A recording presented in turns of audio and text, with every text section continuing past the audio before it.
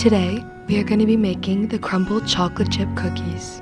In today's recipe, we're going to be using 1 cup of butter or 2 sticks, 1 1/4 cups of brown sugar, a half a cup of granulated sugar, 2 large eggs, 2 teaspoons of vanilla extract, 1 teaspoon of baking soda, 1 teaspoon of salt, 3 cups of flour, and finally 2 cups of chocolate chips.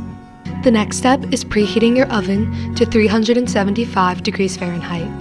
Then pull out a rectangular pan and line it with parchment paper. You will also need a large bowl, a whisk, and a spatula. Then take your large bowl and combine the eggs, vanilla extract, baking soda, and salt. Then you will add in your butter, brown sugar, granulated sugar, and flour. Once everything is combined, then add in your chocolate chips and stir.